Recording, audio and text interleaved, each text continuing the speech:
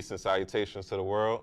This is Anthony Mullen Jr. here, and this is another edition of Proper Perspective. Now, today, we're going to keep in this proper perspective who's actually the best scorer there ever was. Now, if you haven't heard, James Harden has been lighting the league up lately, and it started this huge debate over who's actually the best scorer ever, and if he may be the best scorer ever. If you ask me, he might be the best free throw getter ever, but I wouldn't say he's the best scorer ever. But let me not act like I'm anti-James Harden, because I'm actually one of the people who jumped on this bandwagon years ago.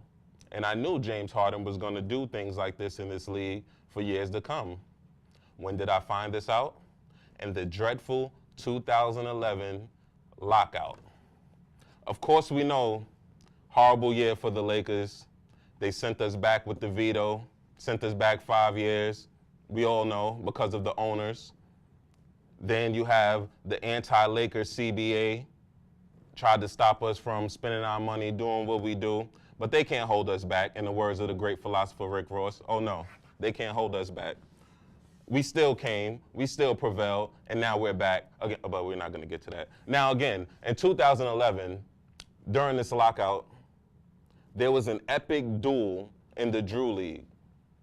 James Harden and Kobe Black Mamba Bryant.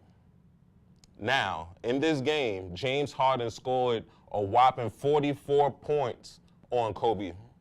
But of course, Kobe scored 45 in the game winner over Harden, which is why I want to tell you, you seen it and he seen up close who the best scorer ever actually is, which is Kobe Bleen Black Mamba Bryant. And it's not really even close. Now, let's run down the list of things as far as scoring when it comes to this man, Black Mamba. Let's talk, of course, about January 22nd, 13 years ago, 2006, with his grandmother in the crowd for the first time, seeing her boy play. The only person to ever score 80 points with their grandmother in the crowd, seeing them play for the first time, Kobe Bryant. That's right. 81 points on the Raptors, on the NBA team. I don't want to hear your excuses. It happened. And yes, it's better than Wilt's 100. Fight me.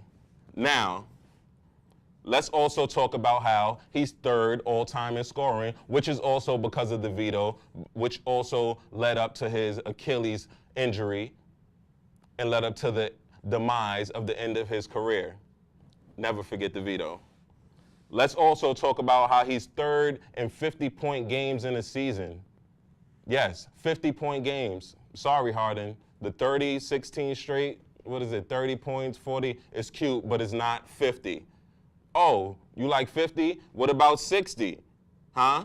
Only Wilt has more 60-point games than Kobe. And we all know he's the record book when it comes to all of that. The most dominant player ever.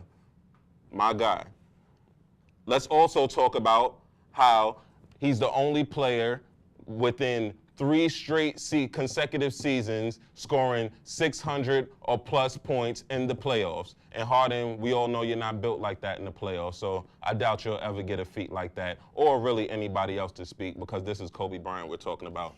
And now, the ultimate mic drop, the most points in the last game of their career, 60 points, again, Kobe Bryant.